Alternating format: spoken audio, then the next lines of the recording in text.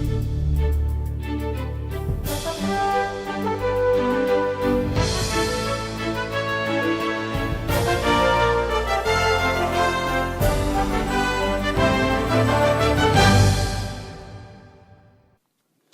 and welcome. This is Faith Business Media. My name is Lee, and I'm talking today with Gene Cotton.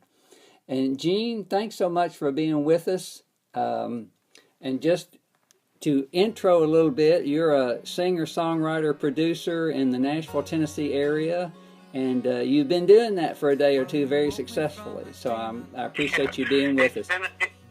It's been a very long day, 40 years or more of it. Well, actually, it's been probably 50 some years.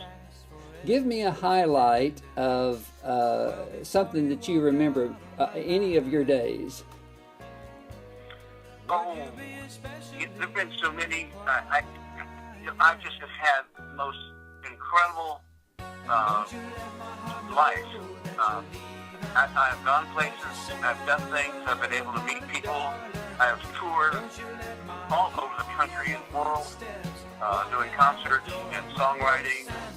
I've done, a number of major television shows over the years, and Dick Clark was one of my favorite people. I did that American Bandstand program 3 or 4 times, and he was one of the nicest people I've ever met in this business.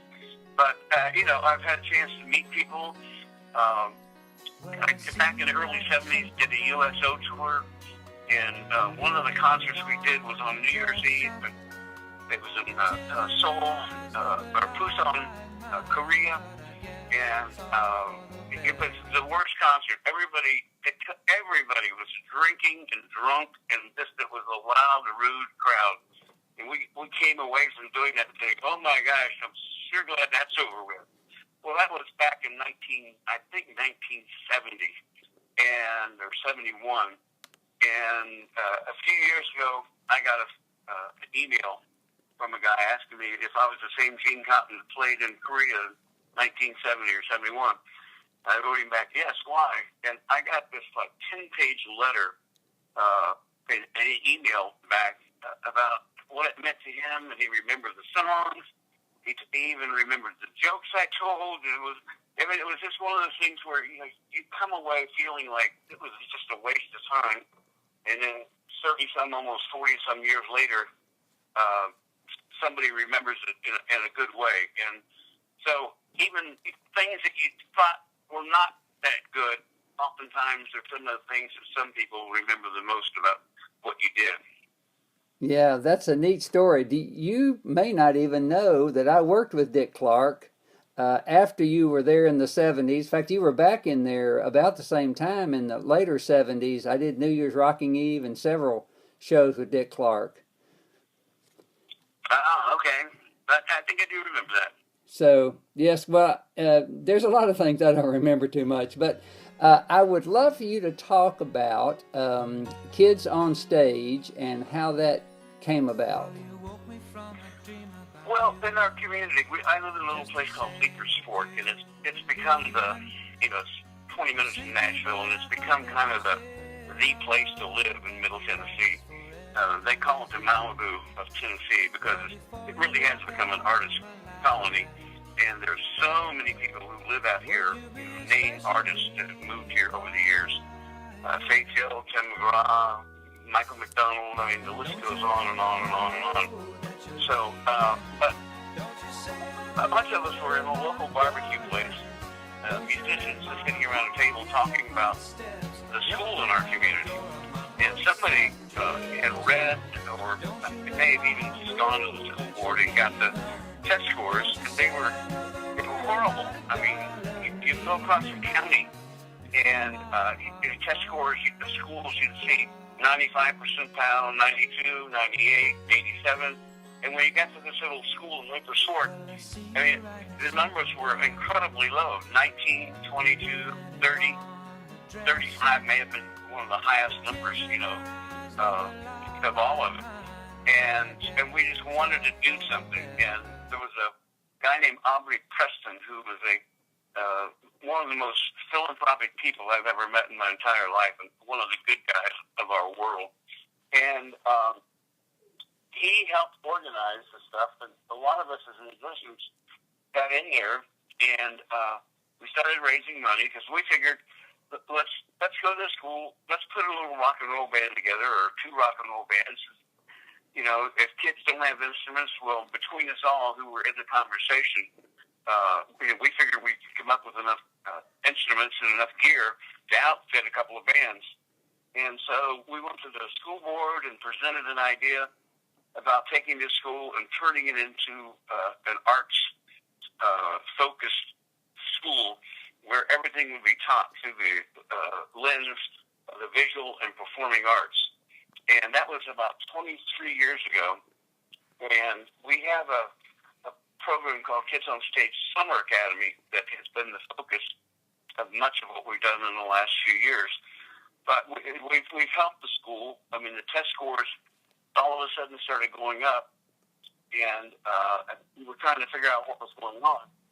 And after doing the research and looking into it, everywhere you look, there are studies that tell you that if you have arts, music and art in your background in school, and it's part of the core curriculum, that you will be a better student, you will be a better person, you're going to test higher on the ACT test, you're going to do better in life. And that's been 23 years ago. We've had, most of the major artists who live in our community have done benefits or have worked with us, in a songwriting class or as a producer for one of the bands that we have during the Summer Academy. So it's been an incredible experience, and and I have a real passion for all of that, because when I was, I guess, 11 years old, 12 years old, I was in a lot of trouble and arrested several times for doing stupid stuff, and found myself in juvenile hall a couple of occasions, and somebody put a guitar in my hand. One of my brothers, older brothers, gave me a guitar for Christmas, and it totally set me on a journey that just literally changed my life. And I just wouldn't be who I am today had that guitar not been put in my hand. And there are so many kids out there who just don't fit the normal mode of school and the normal mode of learning, but to arts and music that can literally change a kid's life. And I'm an example of that myself. So I have a real passion for making sure that music and arts is a part of the school system. That is super, and I really didn't know much of the story because I wasn't around when all that took place. But I know you got a Jesus influence in your life, so I'd like for you to speak a little bit about the motivation of why you do the work that you do. Well, I think it's a person of faith, and that came to me more in my college years.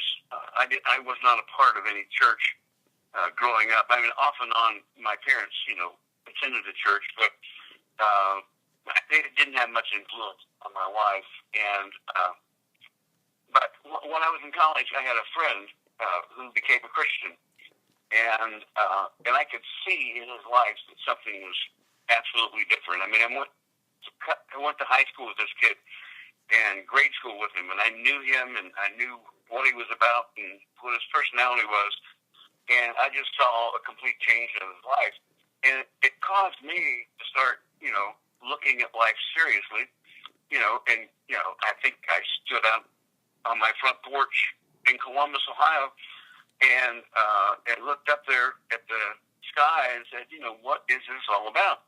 And so I set out on a journey and at Ohio State, where I was going to school, and I think I attended almost every kind of religious and spiritual group that was on campus at Ohio State, and there were literally probably at least 100 or more different groups and organizations. And I went to the Jewish Center, I went to the Baha'i Center.